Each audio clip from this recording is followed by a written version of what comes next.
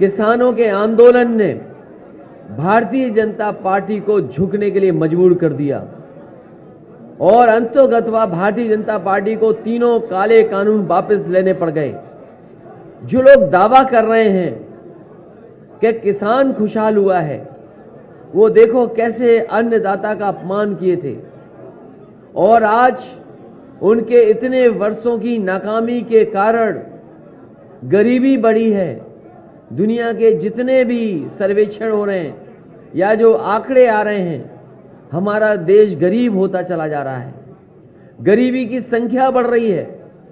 और जिस तरीके से कोरोना आया और हमने आपने देखा कि मजदूर अपने घर पैदल पैदल चले गए।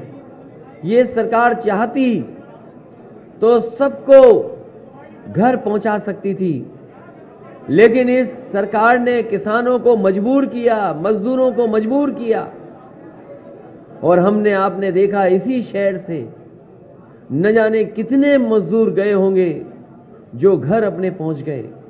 बहुत सारे ऐसे मजदूर थे जो अपने घर नहीं पहुंच पाए, उनकी जान चली गई एक्सीडेंट की वजह से, या हार्ट अटैक हुआ, या गंभीर बीमारी थी जिसके कारण वो घर नहीं पहुंच पाए।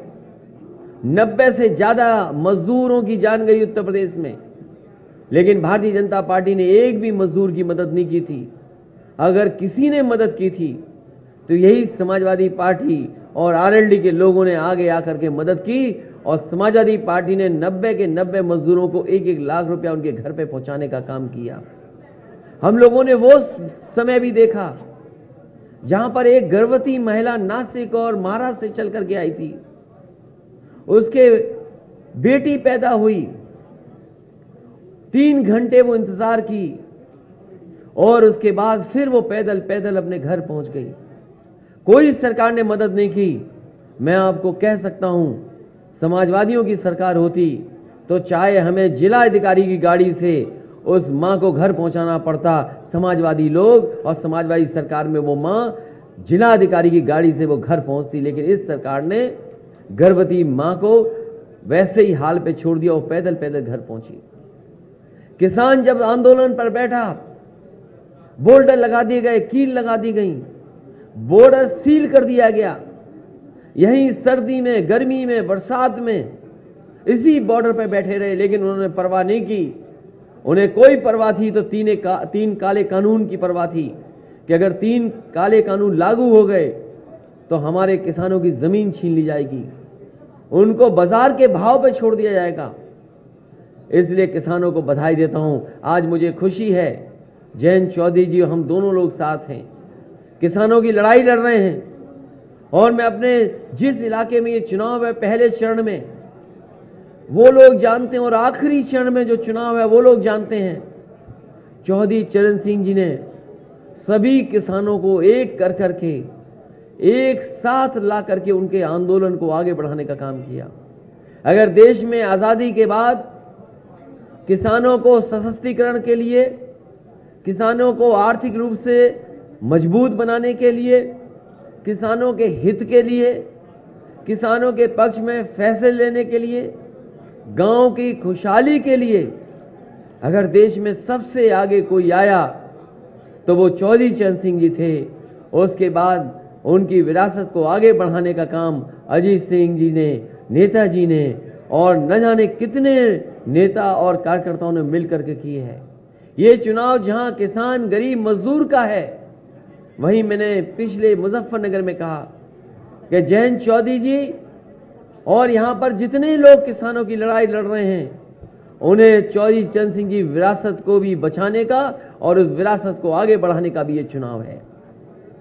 मुझे खुशी है इस बात की कि जनता का समर्थन मिल रहा है और जनता का समर्थन से घबराई हुई भारतीय जनता पार्टी गली गली घूम रही है।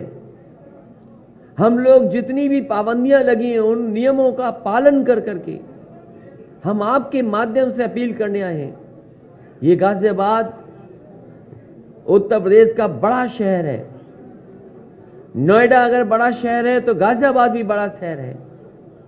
अगर यहाँ के लोगों का पेट कोई भर रहा है तो वो हमारा अन्नदाता है। हमें उम्मीद है कि शहर के लोग भी अन्नदाता के पक्ष में मतदान करेंगे और जो खुशहाली आनी चाहिए थी, जो तरक्की होनी चाहिए थी, जो विकास का रास्ता होना चाहिए था, वो भारतीय जनता पार्टी ने रोका है।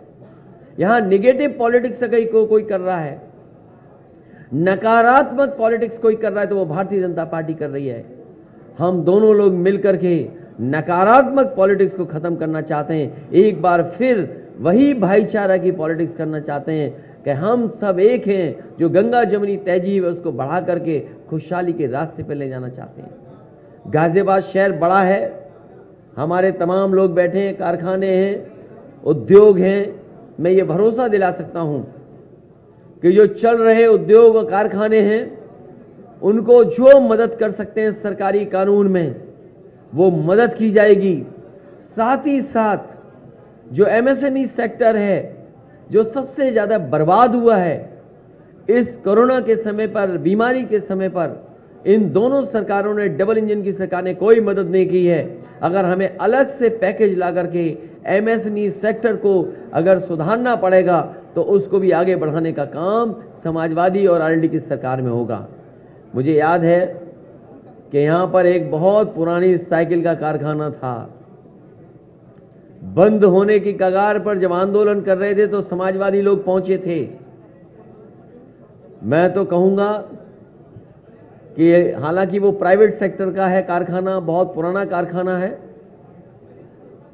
समाजवादी सरकार बनने पर साइकिल के कारखाने को पुनः जिंदा करने का काम कोई करेगा तो समाजवादी लोग करेंगे, और इसलिए करेंगे क्योंकि हमारा विशेष लगाव है साइकिल से। जिस पार्टी का चुनाव चिन्ह साइकिल हो तो वो साइकिल के कारखाने को शुरू करने के लिए अगर कोई बड़ा पैकेज भी देना पड़ेगा तो देने का काम करेंगे, क्योंकि साइकिल के कारखाने से न जाने कितने और छोटे छोटे कारखाने जुड़े हैं और उन कारखानों में न जाने कितने लोग हैं जिन्हें मजदूरी मिल रही है, काम मिल रहा है, रोजगार मिल रहा है। हमारा स्वार्थ, हमारा लालच ये है कि हम लोगों को रोजगार और नौकरी दे दें। अगर रोजगार और नौकरी के लिए हमें कोई बड़ा पैकेज भी देना पड़ेगा तो समाजवादी सरकार पीछे नहीं हटेगी, ऐसे कारखाने उद्योग को सहयोग करने का काम करेंगे। क्योंकि मैं पोटली लेके चलता हूं, एक लाल वाली, मैंने पहले दिखा दी थी, लेकिन मैंने ये कहा था कि हम और जयंत चौधरी जी जब दोनों आएंगे तो हमारे दोनों के हाथ में पोटली होगी। ये अन्न संकल्प के लिए हम पोटली लेके चलते हैं। यही अन्न है जो हमें और आपको जिंदा रखता है। किसान जो हमें पेट भरता है और कपड़े दे पहनाता है, उसके हक में हम दोनों लोग लगातार इसी तरह से संकल्प करते रहेंगे और लड़ाई लड़ते रहेंगे जब तक भारतीय जनता पार्टी को हटा न लें और उत्तर प्रदेश से सफाया न कर दें। अगर हमारे पत्रकार साथी आप लोग भी कोई अन्य संकल्प लेना चाहें तो पीछे नहीं हटना। आप लोग भी हमारे साथ किसानों की लड़ाई लड़ने के लिए आगे आएं। और मैं कहता हूं, इस गाजीपुर बॉर्डर से और उस गाजीपुर बॉर्डर तक भारतीय जनता पार्टी का सफाया होगा।